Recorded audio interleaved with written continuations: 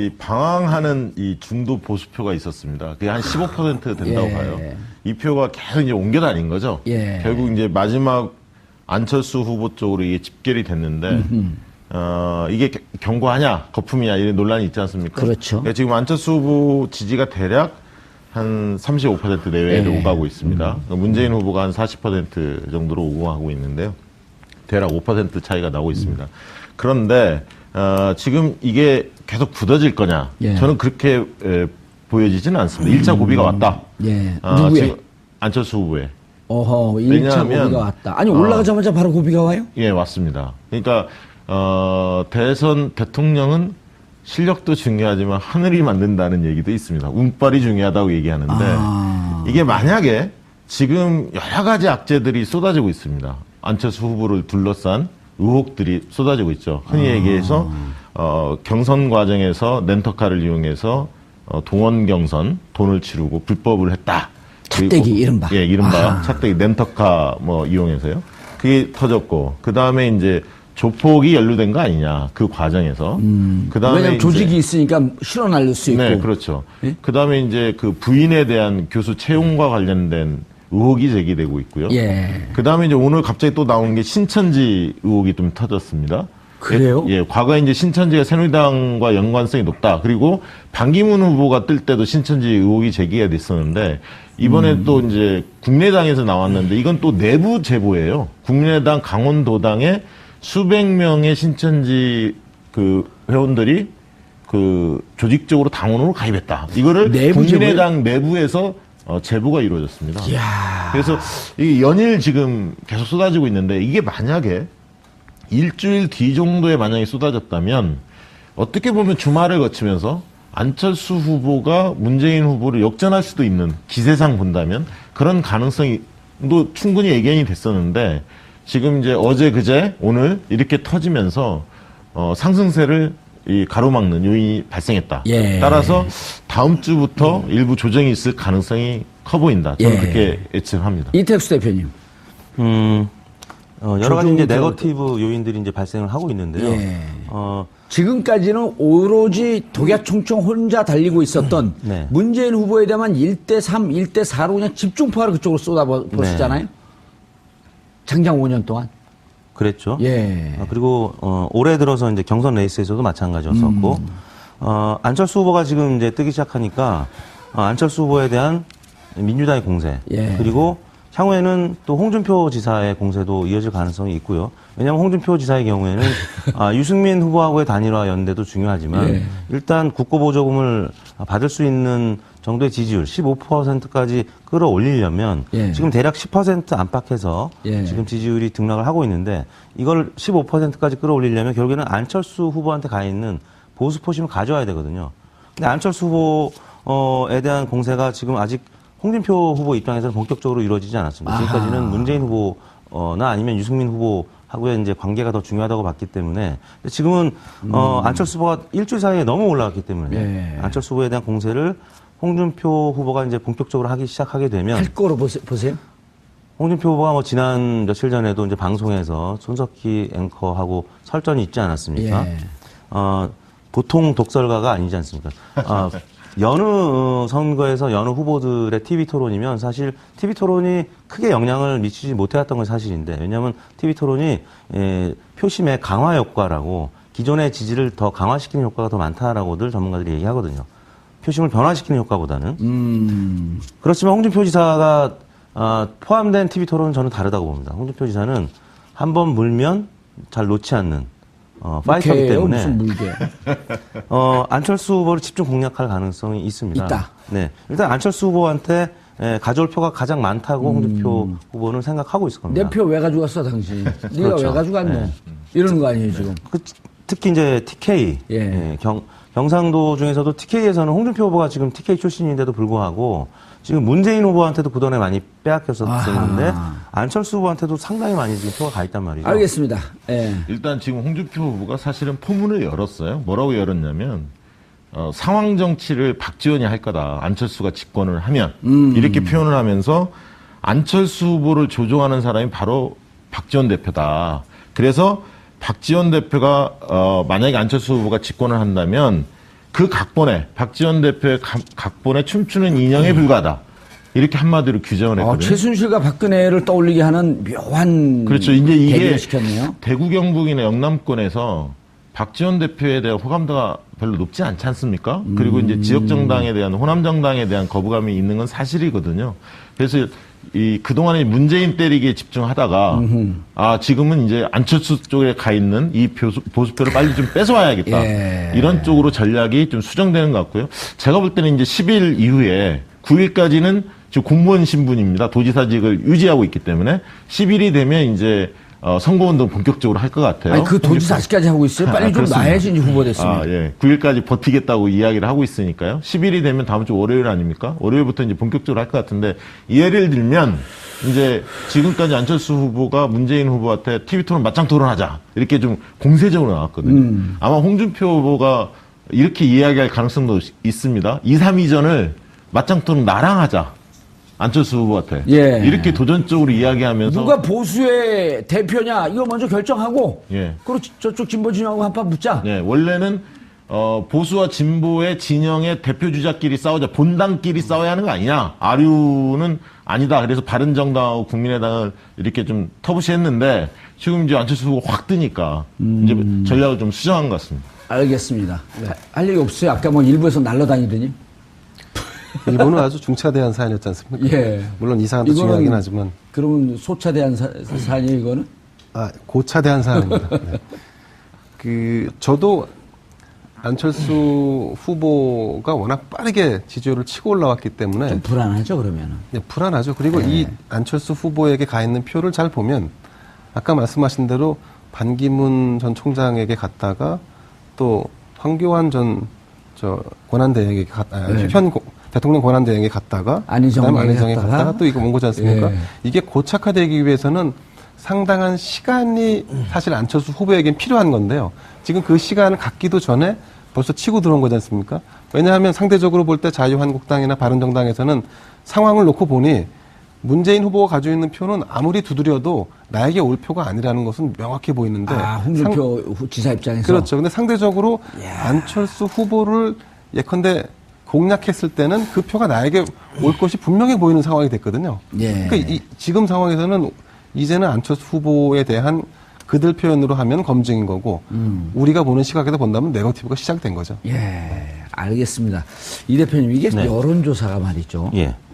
정말 중요하고 재밌다라고 하는 이 화제를 이 방송계로 끌고 나온 최초의 인물이에요, 제가. 아, 그렇습니까? 아무도 인정 안 합니다.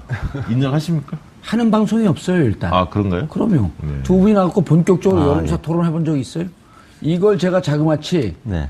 2015년에 개인 방송에서 시작한 거예요. 네, 네. 알고 찍자. 왜냐면 국민들이 알고 찍어야지 네. 좋은 나라 만들고 내가 행복한 나라 만들거든요. 근데 요즘 이제 사람들이 이제서야 여론조사가 재밌다는 거예요. 이제서야. 네. 2년. 이게 이렇게 일찍 태어나면 좀 불편해, 세상 살기가. 그때도 재미있어 했어요. 없었어요.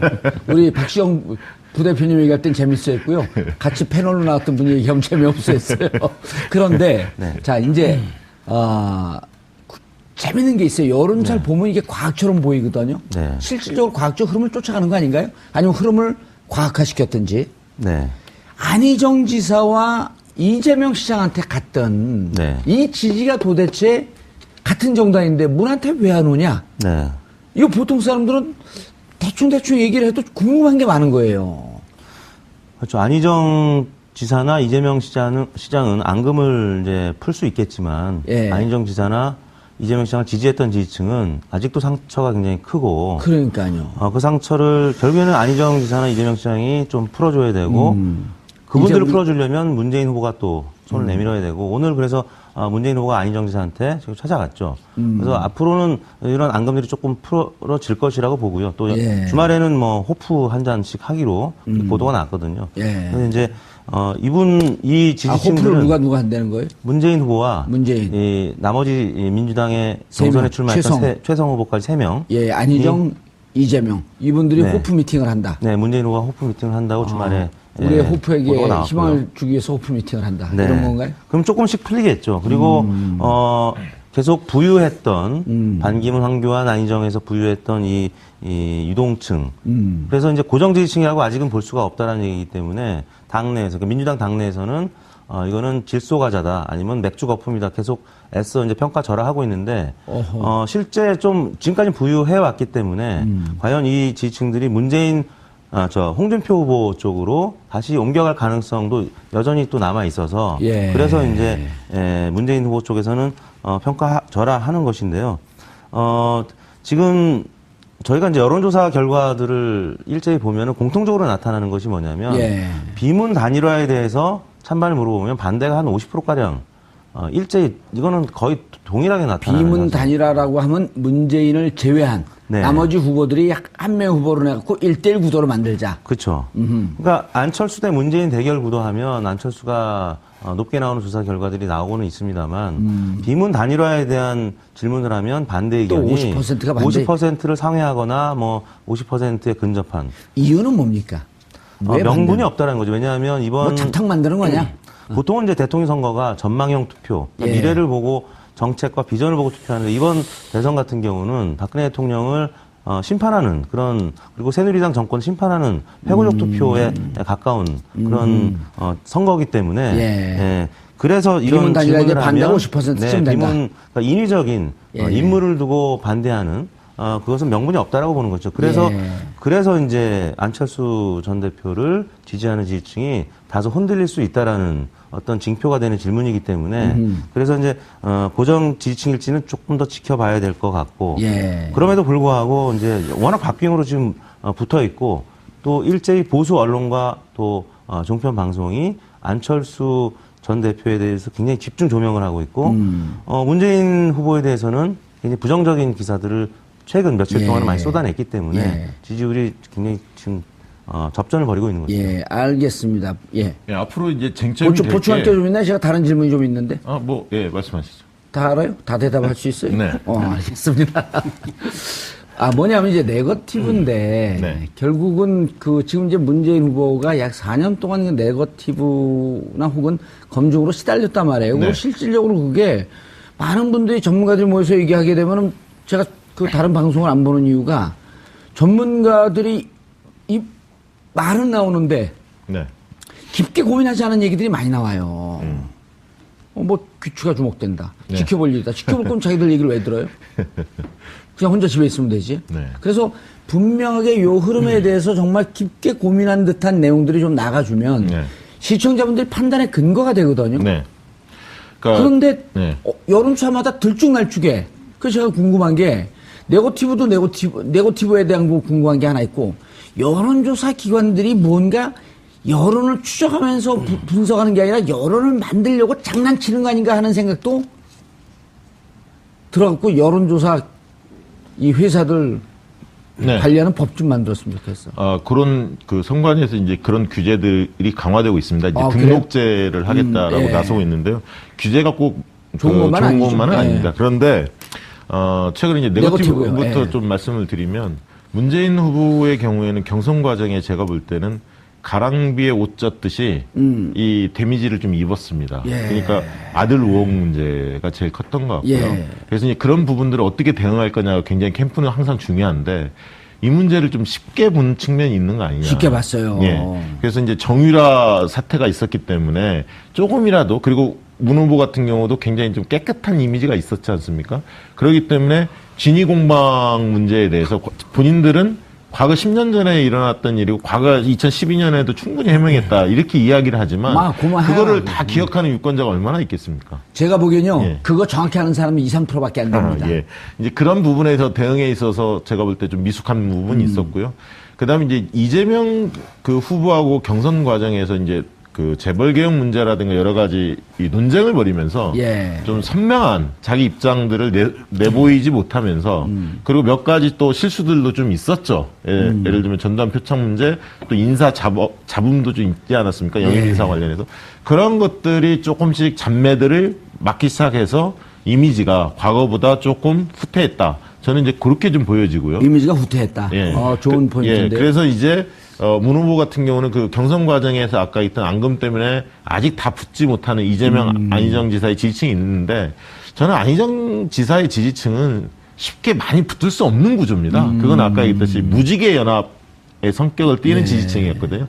보수, 중도, 뭐 진보가 같이 망라돼 있었기 때문에 경선이 끝나고 하나로 모여지기는 어렵고요. 다만 이제 이재명 시장의 지지층은 상당 부분 끌어들일 수 있는 표거든요. 그래서 이제 그것은 담대한 비전, 세상을 바꾸겠다. 이런 부분들에 대해서 문재인 후보가 향후 캠페인을 어떻게 해나가냐에 따라서 올 수 있는 부분들이 분명히 여지는 있다. 좀 그렇게 보여지고요. 그다음에 이제 앞으로 이 부분에 있어서 이제 아까 이제 여론조사 기관이 이런 걸 좀 만들어내가는 거 아니냐. 그런 느낌 많이 들어요. 근데 제가 볼 때 그 거꾸로 언론사가 더 큰 것 같습니다. 제가 볼 땐 여론조사 기관은 자체적으로 조사해서 발표하는 게 별로 없습니다. 다 언론사의 의뢰를 받아서 발표하기 때문에 최근에 이제 논란이 됐던 내일신문 같은 경우도 디오피니언 조사 같은 경우 논란이 좀 되지 않았습니까? 이제 그런 조사의 경우에서도 저희가 볼 때는 문제가 좀 있었다라고 보여집니다. 과거에 6, 7년 전에 주로 사용했던 유선 전화할 때 KT 등재 DB를 사용했는데 그 뒤는 다 RDD로 바뀌어가고 있었거든요. 근데 무슨 과거의 말인지 방식을 몰라요. 좀 고집을 해서 내일신문에서 조사한 게 1대1 구도에서 안철수가 이기는 거로 나왔잖아요. 그렇죠. 안철수 후보가. 그게 네. 무슨 방식으로 했다고요? KT. 등재 DB라고 유선 조사를 40%를 섞었는데 유선 전화로. 예, 그다음에 인터넷 조사를 60% 섞었는데 예. 이 40% 유선 전화 조사가 2010년 이후에는 다 임의 전화 걸기라는 방식인 RDD 방식으로 바뀌었거든요. 예. 모든 언론사들이. 예. 근데 과거의 방식으로 하다 보니까 과거의 방식은 어떤 방식이었는데요? 그 KT 등재 DB라 해서 인명부 전화번호부에 있는 사람들만 대상으로 조사하는 거죠. 근데 비등재 가구가 굉장히 많아졌거든요. 그냥 무작위로 돌렸어야 되는데 그렇습니다. 그 KT 등재된 번호만 갖고 하다 보니까 예, 그러니까 이제 민주당 지지도 자체가 그 당시에 3월, 4월 달에 조사한 걸 보면 다른 조사 기관에 비해서 한 15% 이상은 낮게 나오는 거죠. 내신문 조사가. 그럼 안철수 지지도 상대적으로 15% 정도 낮게 평가될 네. 수 있는 구조다. 그런 것들이 풍선 효과를 만든 측면도 분명히 있습니다. 예. 사실은 근데 언론이 언론의 문제 중에 예. 우리 김대용 기자가 몸담고 있는 조선일보는 어떤가요? 노코멘트 하겠습니다. 예. 코멘트 한번 조선일보는 보내려고 들어서 여론사를 발표한 게 없었기 때문에 굳이 이제 사례를 들 수는 없을 것 같고요. 예. 일단 내일신문 디오피니언 이 조사는 이제 2015년 11월부터 그 전에 RDD 방식으로 하다가 2015년 11월부터 KT 등재 방식. 네, KT 등재 그것도 2012년 이전에 발표된 전화번호부에서 왜 그렇게 하거든요. 바꿨죠? 그건 이제 비용의 문제일 것 같습니다. 왜냐하면 전화번호부 등재 가구로 조사를 하면 응답률 20%가 넘게 나와요. 근데 그렇지 않은 경우는 10%대입니까? 10% 이상이 응답률이 높게 나오니까 고의적으로 그렇게 한 건 아니고 비용 네, 때문에 비용 그랬을 절감 것이다. 때문에 아마 그렇게 한 것 같습니다. 두 번째는 인터넷 패널 조사도 비용이 ARS 조사만큼 비용이 저렴하거든요. 그러니까 내일신문은 비용 절감 차원에서 아마 이 방식을 쓴 것 같은데 그동안에는 요즘 이 사실은 방식을 다른 여론조사 기관 안 쓴다는 거죠. 거의 안 쓰죠. 거의 안 씁니다. 거의 안 언론사에서 쓰고 쓰는 데는 없습니다. 등재 가구만 쓰는 거는 유일하게 내일신문이 그 거의 안 쓰는 게 아니라 아예 안 쓰는 거래요. 아예 안 근데 쓰는 거죠. 문제는 이렇게 조사하면 어떻게 결과가 나온다는 거를 조사회사에 일하는 사람은 다 알고 있습니다. 그래요? 그래서 나름은 인터넷 대답을 패널 하세요. 조사. 대답을 하세요. 그래요, 안 그렇죠. 그래요? 등재 가구는 예. 저희 리얼미터도 일부가 반영이 돼 있습니다. 왜냐하면 등재 가구를 쓰는 유선전화 가구가 엄연히 있기 때문에 저희는 일부는 한 쓰지만. 뭐 10% 정도만 아마 등재 가구일 거예요. 근데 유선전화가 40%. 10%밖에 안 되고 그 중에서도 그러니까 저희는 한 5%밖에 안 되겠네요. 근데 이 등재 가구만 조사하면 안철수나 혹은 홍준표나 굉장히 높게 나옵니다. 보수 표심이 높게 나와요. 알겠습니다. 네. 예. 그렇기 때문에 이 방법을 쓴 거는 조금은 문제가 있는데 인터넷 패널 방식으로 이제 보완을 하려고 했던 거죠. 왜냐하면 인터넷 패널은 다소 또 진보적으로 나올 수 있기 때문에. 다만 인터넷 패널 조사는 무응답층이 많아서 또 민주당 지지율이 좀 낮게 나오는 경향이 있습니다. 예. 그러니까 여러모로 민주당 입장에서는 내일신문 조사가 좀 불리하니까 문제 제기를 할 수도 있는데 법적으로는 문제가 안 돼요. 알겠습니다. 네. 조선일보를 한번 슬쩍 치고 넘어가려고 했더니 조사를 안 했나 보네요, 요즘. 회사가 좀 어려운가요, 경영 상태가? 아니 뭐 여론의 추이를 반영하는 거는 뭐 여타 언론사도 다 하고 예, 있고요. TV조선은 예. 또 최근에 곤혹한 사정도 경험을 했고, 잘 모르시나요? 글쎄 뭐 금시초문입니다. 그게 뭐 주간조선이니까 잘 모르실 수도 있겠죠. 예. 아니 예. 금시초문입니다. 네. 자, 여론조사가요. 아까 이제 지금 네거티브 얘기하다 말았는데, 네거티브하고 검증은 종이 한 장 차이예요. 보는 시각에 따라 다른 거겠죠. 예. 그런데 지금 이제 안철수 후보가, 조폭 차떼기 문제. 조폭은 정확하게 하면 4개입니다. 네. 차떼기 문제, 그다음 조폭과 함께 사진 찍힌 문제, 그다음에 부인 대학교 교수로 채용되는 문제, 그다음 신천지 연루설 이런 게 영향을 미칠까요? 그 안철수 후보에게는 적지 않은 영향을 미칠 것 같습니다. 오히려 문재인 후보에게 그 들이댄 검증의 잣대보다 어떤 측면에서 보면 이게 더 약할 수도 있거든요. 뭐 예컨대 안철수 후보가 조폭을 동원했을 리는 만무한 일 아니겠습니까? 상식적으로 볼 때. 그렇죠. 그런데도 이렇게 이제 의혹이 제기되는 부분에서 사실 말끔히 털고 갈 수 있을 정도라면 지지층이 공고해서 그럴 리 없다라고 간주해버리면 내 지지층은 그냥 유지가 될 수 있는데 충성도에서 틀리다. 그렇죠. 이 충성도가 좀 낮기 때문에 충성도에서 사실은 다를 수 있다. 이런 것이 계속 추가될 때마다 아마 지금 차제에 실시되는 여론조사는 이런 것들이 계속 아마 굉장히 적지 않게 반영돼서 결과로 이어질 수가 있습니다. 그리고 또 한 가지 아까 말씀하신 문 후보의 지지율이 정체돼 있는 부분, 저는 좀 다르게 생각하는데 그 유권자들이 어떤 선거의 독주에 대한 일종의 저항이랄까 거부감 같은 게 있거든요. 또 우리 대한민국 사람처럼 이렇게 저항 정신이 강하고 머리 좋은 사람들은요, 일단 1등 되면 무조건 좀 때리고 싶은 심정이 있는 거예요. 그렇습니다. 그래서 이제 국민은 제가 볼 때 유권자들은 이 완충의 어떤 일종의 조정기를 거친 뒤에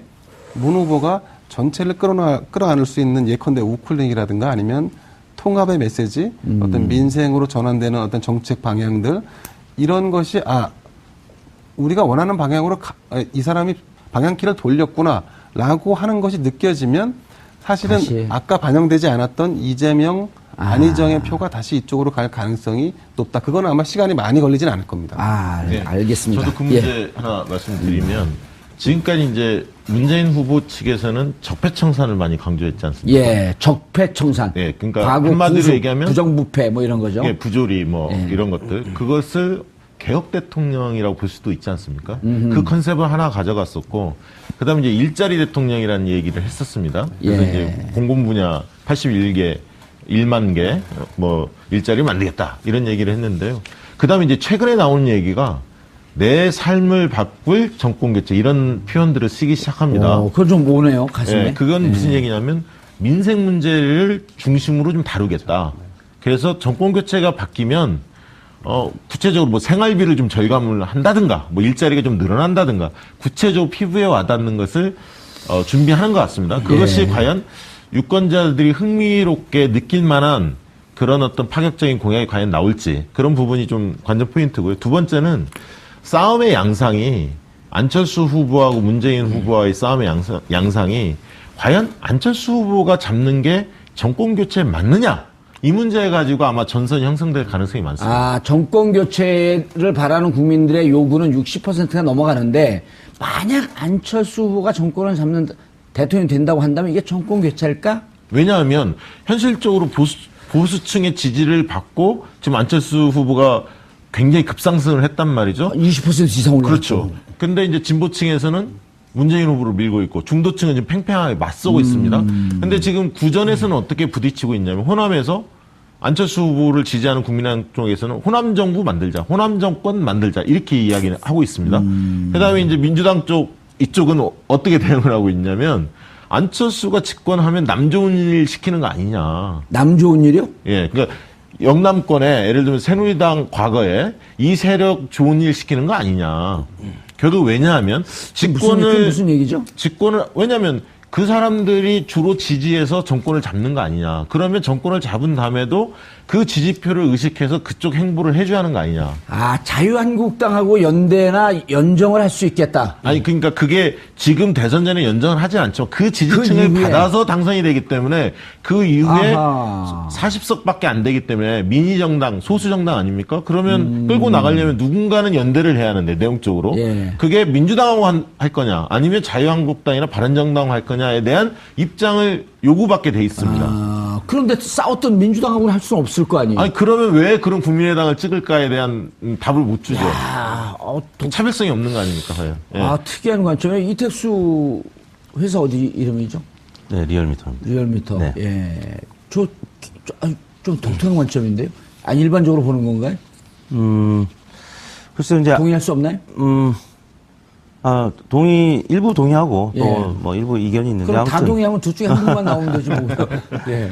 아무튼 지금 5자 구도에서 3자 구도로 넘어갈 때 혹은 4자 구도로 이제 각을 좀 달리해서 조사를 해봤을 때 그저께 발표됐던 YTN 조사를 보면은 홍준표 지사가 있는 구도에서만 안철수 후보가 문재인 후보를 이기지 못하는, 그러니까 5자에서는 물론 이제 문재인 후보가 앞서지만 앞서고. 4자, 3자로 내려가면서 안철수 후보가 올라가는데 홍준표 지사가 있는 구도에서는 안철수 후보가 절대 문재인 못 후보를 이긴다. 이기지 못하는 걸로 나오거든요. 야, 묘한 구도네요. 네, 최근까지는 이제 홍준표 후보가 지지율이 이제 답보 상태였고 예. 오늘 심지어는 홍준표 후보가 한국갤럽에서 조사 결과를 발표하니까 한국갤럽 못 믿겠다고 아예 실명을 거론하면서 비판을 했어요. 왜 내가 7%밖에 안 되느냐.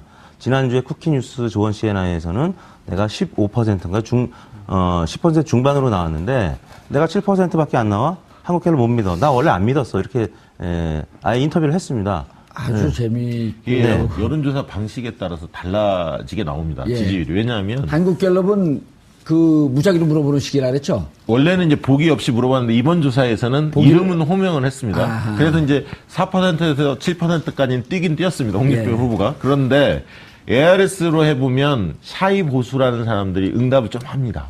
그래서 홍준표 지사가 10%를 넘어가요.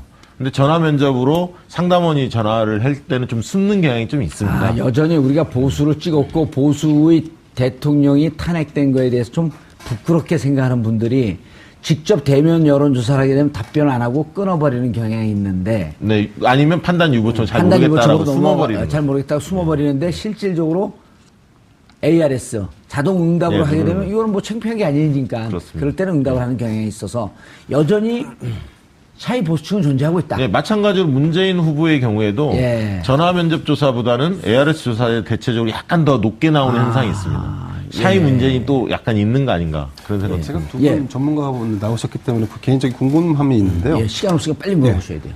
홍준표로 단일화된 상태에서 1대1 여론조사, 그러니까 홍준표 후보와 문재인 후보의 여론조사 이런 거는 원래 하지 않습니까? 그러니까 그것도 할 수가 있는데 홍준표 지사의 지지도가 어느 정도 올랐을 때는 그런 조사들을 할 겁니다. 근데 지금은 그러나 양강 예를 들면 한 쪽으로 20%를 육박한다든가 이러면 충분히 그 가능성도 있기 때문에 할 수 이게 있는데 중요한 지금이 포인트, 아니어서 중요한 예. 포인트라고 생각하는데 어쨌든 그 아까 말씀드린 대로 지지율이 다시 출렁거리고 있기 때문에 네. 지금 이제 문재인 후보가 다소 다음 주 되면 이제 지지율이 올라가고 안철수 후보가 조금 내려가는 현상이 이제 네. 나타날 걸로 예상이 되는데 그렇게 되면 우리가 죽었던 카드라고 생각하는 단일화라든가 아니면 연대가 그 불씨가 다시 살아날 수 있거든요. 그럼 살아난다는 전제 하에 볼 때 홍준표 후보나 유승민 후보로 단일화가 돼도 같은 거의 비등한 지지율이 나온다고 한다 그러면 그건 좀 양상이 좀 다른 게 전개될 수 있다라고 근데 보기 제가 때문에 아까 그런 이제 말씀입니다. 말씀을 드렸지만 이번 대선이 회고적 투표, 그러니까 박근혜 정부를 심판하는 심판. 투표이기 때문에 그 촛불이 예. 만들어낸 선거 아니에요? 네네. 그래서 홍준표, 유승민 두 후보는 사실 확장성이 굉장히 제한적이라는 거죠. 그래서 과거에 유사한 조사를 했을 때 격차가 좀 더 벌어졌었고 그럼에도 불구하고 홍준표 지사는 확장 가능성은 조금은 있습니다. 왜냐하면 한국당 지지율이 대략 10에서 15% 나오고 있는데 본인 지지율은 지금 7%, 9%로 예. 좀 줄어들어 있기 때문에 그리고 그 일부가 안철수 후보한테 가 있기 때문에 그런데 이제 홍준표 지사가 최근 들어서는 친박을 껴안기 시작했습니다. 친박 진영한테 러브콜을 보내고 박근혜 대통령한테도 좀 우호적인 지금 멘트를 하고 있기 때문에 그러면 이제 10에서 15%로 조금 확장할 수 있겠죠. 그러면 그 표는 어디서 오느냐? 안철수 후보 쪽에서 올 가능성이 문재인 후보 쪽에서 올 가능성보다 크기 때문에 예. 그렇다면 홍준표 지사가 예를 들어서 한 10에서 15% 사이의 지지율을 갖는다면 그러면 국고보조금 받을 수 있는 정도로 올라갈 수 있기 때문에 그때는- 그러면 이제 끝까지 완주할 가능성이 있는 거죠. 알겠습니다.